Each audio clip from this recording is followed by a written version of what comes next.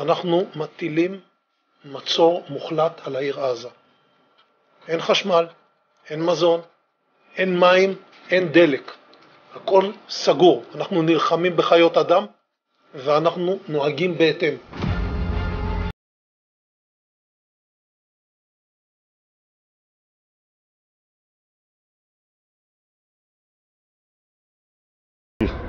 אנחנו במלחמה, לא במבצע, לא בסבבים, במלחמה.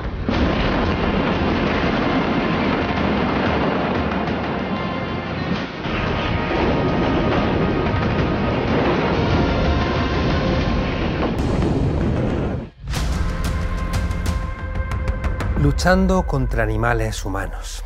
Esta semana los ojos del mundo miran con atención a Israel y Palestina. Seguro que todos habéis visto las tremendas imágenes de los ataques de Hamás a las colonias ilegales de Israel y también los bombardeos de Israel contra la población palestina recluida en una suerte de enorme campo de concentración en la Franja de Gaza. Pero estas masacres que se llevan por delante miles de vidas de inocentes están acompañadas de un relato interesado que esparcen los grandes medios de comunicación y que vuelve a constatar aquello de que cuando estalla la guerra la primera víctima siempre es la verdad. Porque en verdad esta guerra lleva tiempo en marcha y había guerra aunque solo atacara Israel y los muertos fueran solo palestinos. En el conflicto de Israel y Palestina lo que abunda es la desinformación. No es extraño. Los judíos norteamericanos, la primera potencia del mundo, son el 2%, pero en la Cámara de Representantes, donde operan los políticos, son el 6,2%. El porcentaje en Hollywood es aún mayor. La Metro-Goldwyn-Mayer, Columbia Pictures, 20th Century Fox, Paramount o la Warner Brothers. Los palestinos son siempre presentados como terroristas, incluso comparados con el ISIS, una formación apoyada por los Estados Unidos. Israel aparece, por el contrario, como una democracia que tiene pleno derecho a defenderse. Eso sí, siempre con el beneplácito de Occidente. You know, when I spoke with Prime Minister Netanyahu this morning, I told him the United States stands with the people of Israel in the face of these terrorist assaults. Israel has the right to defend itself and its people. Pero ¿quién es la víctima y quién es el verdugo en un conflicto que dura ya 75 años? ¿Cuántos de vosotros estáis al corriente de lo que sucede día a día en Palestina? Por ejemplo, ¿sabéis cuáles son los métodos que usa Israel para ocupar esos territorios? ¿Estáis al tanto de la peligrosa influencia de los rabinos ultras en un gobierno que practica el apartheid? ¿O de que su política de seguridad avala los secuestros y los asesinatos a plena luz del día para disciplinar mediante el terror a la población palestina? Os advertimos de que las imágenes que mostraremos a continuación son fuertes, pero eso sí, demuestran la violencia sistemática del Estado de Israel contra personas normales que solo quieren progresar y vivir en paz como cualquiera de nosotros. Por eso, jamás las veréis en las principales cadenas de televisión, ni en España, ni en Europa, ni en América Latina, ni en los Estados Unidos. Pero su conocimiento es necesario si queremos comprender en profundidad esto que lleva décadas sucediendo entre Israel, uno de los ejércitos más armados del mundo, y Palestina, una de las naciones más pobres del planeta. Ahora sí empezamos, acompañándonos en este capítulo de En la Frontera, donde vamos a intentar desmontar algunas de las mentiras más extendidas sobre este conflicto. Pero primero, aquí va un breve repaso histórico.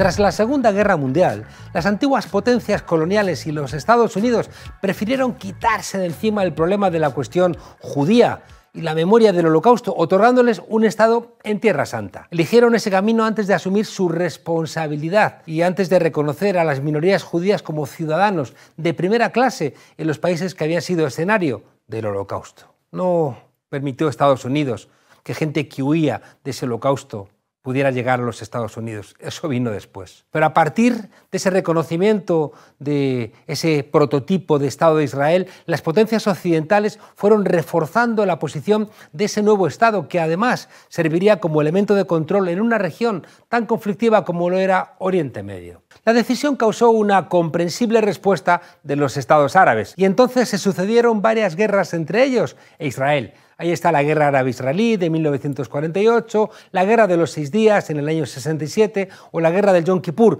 en 1973, que desataría una de las primeras crisis del petróleo. Conflictos armados que podemos decir que se saldaron con victorias militares de un Estado judío cada vez más fortificado y siempre decisivamente apoyado por los Estados Unidos. Para Estados Unidos era útil un enclave casi propio en el mundo árabe, aún más cuando la geopolítica norteamericana pasaba por evitar en plena Guerra Fría el crecimiento de un socialismo árabe o incluso de tendencias democráticas en el mundo musulmán parecidas como lo eran a la democracia cristiana europea. Aprovechando su poderío militar, Israel ha ido ampliando la ocupación de territorios palestinos, saltándose invariablemente los acuerdos internacionales sobre la repartición y boicoteando sistemáticamente la creación de un Estado palestino, tal y como se acordó en el seno de las Naciones Unidas en 1947. Estas violaciones del derecho internacional jamás han supuesto un problema para una comunidad internacional que ha preferido no levantar la voz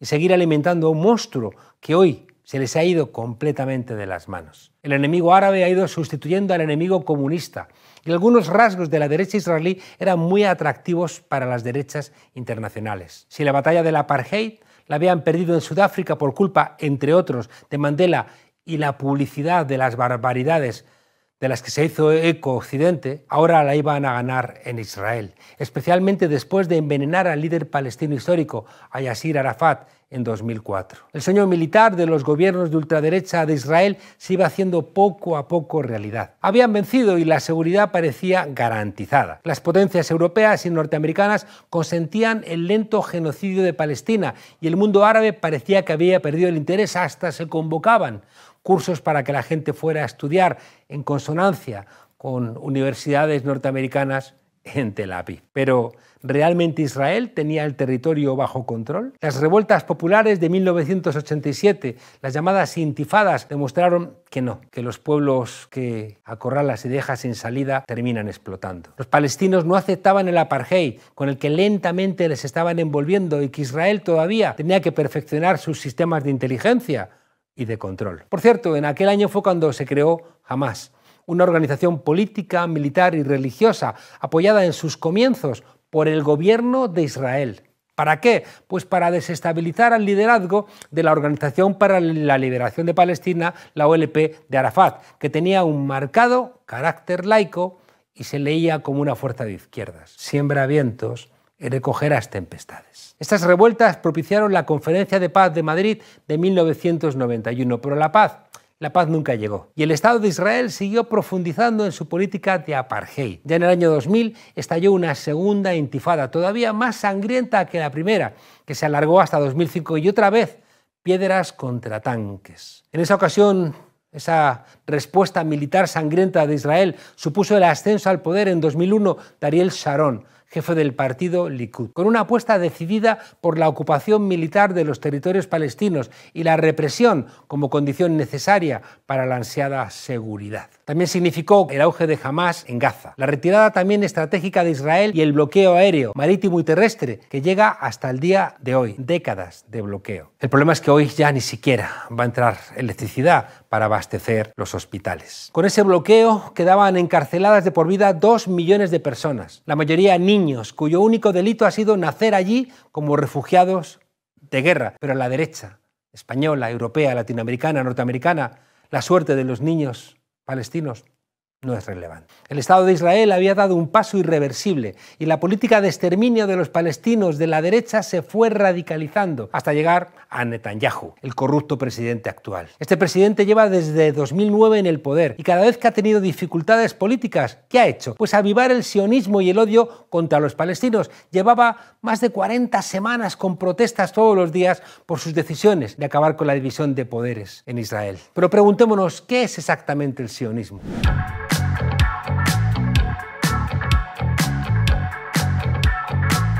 Igual que nos mienten cuando los medios de comunicación buscan deliberadamente equiparar a los palestinos con terroristas, nosotros nos engañaríamos también si no diferenciáramos entre judíos y sionistas. Estad atentos, porque la cosa no es tan sencilla como parece. Because we are Jews, we oppose Zionism, the state of Israel, the entire occupation.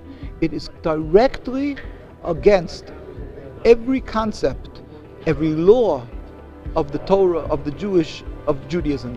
Los judíos son los que profesan y forman parte de la religión judía, por eso es un exceso hablar de Israel como el Estado judío. Pues es lo mismo que un musulmán forma parte del Islam, o un católico del catolicismo, o un budista del budismo. Mientras que el sionismo es una ideología nacionalista surgida en el siglo XIX y que propuso como objetivo crear un Estado para el pueblo judío en la Palestina histórica. Casi llegan a Argentina, pero al final recalaron en territorio palestino. Esto es algo que para los sionistas todavía no se ha logrado, porque les sobra a los palestinos y también otras minorías. Ese nacionalismo no es ni más ni menos que un supremacismo fundamentalista, que niega la igualdad de las personas frente al Estado y sirve de excusa para pasar por encima de cualquier tipo de derecho humano. Por eso siempre se ha dicho que Israel era una endodemocracia. Esto es, una democracia válida solo para adentro, para sus ciudadanos judíos. Los rabinos ultras se ocupan de radicalizar más a una población adoctrinada desde la escuela en el miedo al enemigo árabe y entrenada también para defender su Estado, con un servicio militar obligatorio de casi 3 años para los hombres y de 2 para las mujeres, donde aprenden a manejar armas para matar a seres humanos. Eso sí, todo esto con la excepción de los judíos ultraortodoxos, también llamados yaredíes, que no han dejado de crecer en número e influencia, separando aún más toda posibilidad de entendimiento entre el mundo árabe y Israel. Y no es que sean una minoría, precisamente debido a las correlaciones de fuerzas del Parlamento israelí, la Knesset. El presidente Netanyahu comparte gobierno desde hace un año, por ejemplo, con ministros del Shas, el partido político donde militan algunos de los sionistas más radicales, estos que apelan a la violencia, pero eso sí, ellos no se juegan la vida en el ejército. Para que nos hagamos una idea, tiene de ministro de Seguridad a Itamar Ben-Gvir, de otro partido ultraderechista.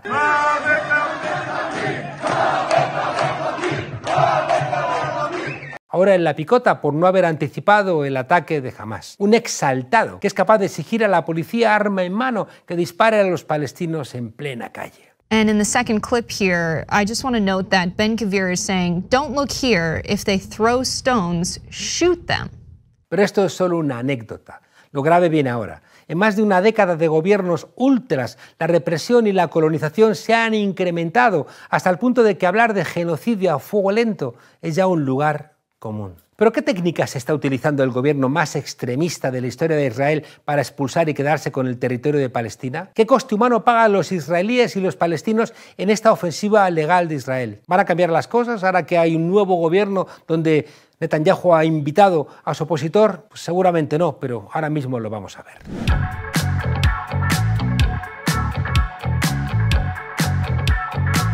Los palestinos tienen prohibida la entrada a Israel y solo hacen la vista gorda cuando se trata de hacer entrar mano de obra barata, como en Europa con los inmigrantes. Para controlar los accesos y evitar una revuelta palestina, destruyeron sus carreteras, aislando a las poblaciones. Solo pueden moverse por algunas carreteras israelíes, controladas por los famosos checkpoints o puestos militares, que eran el horror ayer en Berlín, pero aquí son bendecidos por los mismos que veían un horror en esos controles que separaban Berlín Oriental de Berlín Occidental.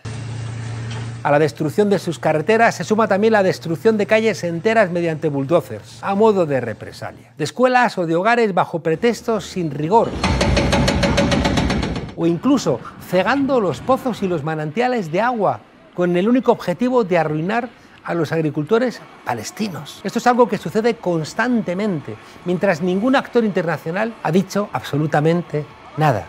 Y moría gente, y morían niños. Cuando han limpiado el terreno de palestinos, llegan los colonos judíos sionistas, apoyados por el ejército israelí, que como si fuera el lejano oeste, llegan a una colina y fundan un nuevo asentamiento.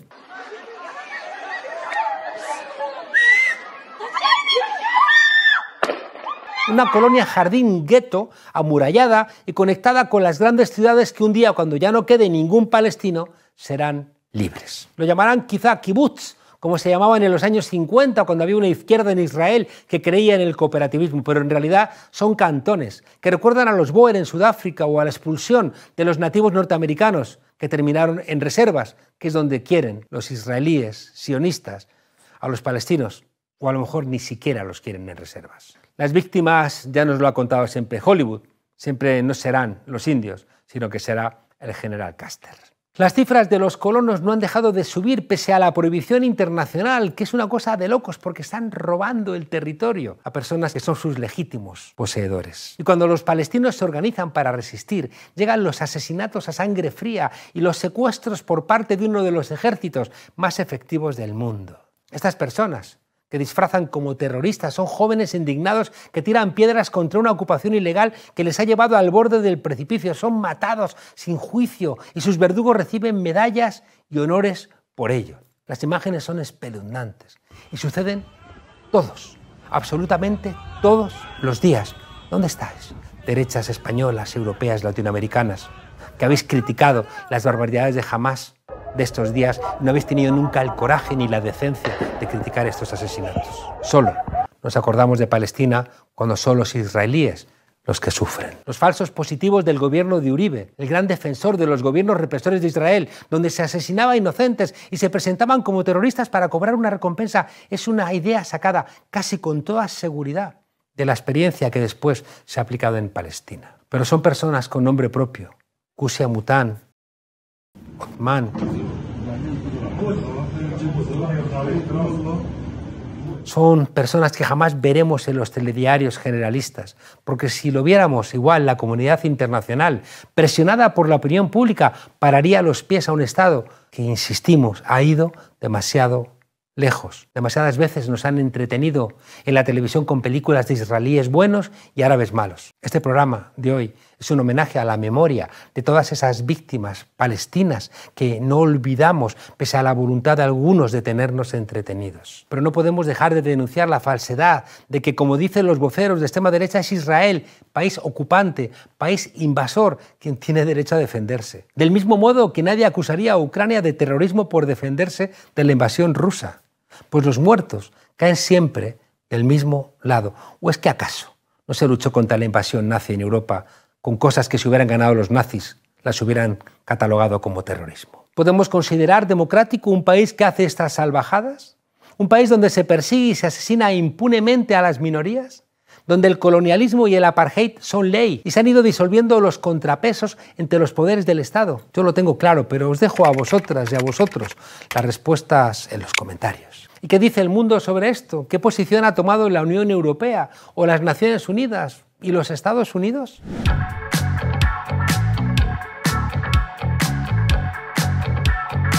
Hasta aquí hemos visto que esto no es una guerra entre el territorio palestino contra la democracia de Israel, como están rotulando en casi todas las televisiones privadas de España y América Latina. Es una guerra permanente del Estado de Israel contra la población palestina, que lleva décadas librándose día a día, palmo a palmo, contra las decisiones de Naciones Unidas y con el único objetivo de lograr ese ideal de seguridad que nunca va a llegar, por lo menos nunca va a llegar mediante la violencia, como están reconociendo responsables militares de Israel, que les recuerdan a sus compatriotas que la paz solamente va a llegar cuando el pueblo palestino tenga esperanza. Los acuerdos internacionales fueron claros con la solución de los dos estados. Nunca se produjo y va a ser ya difícil lograrlo, pero se pueden dar pasos si la comunidad internacional se toma en serio la situación. Son ya decenas de resoluciones de Naciones Unidas que no han servido para nada. Igual que las advertencias de las comisiones de investigación de la ONU, que no tienen ningún tipo de efecto. Tampoco ayuda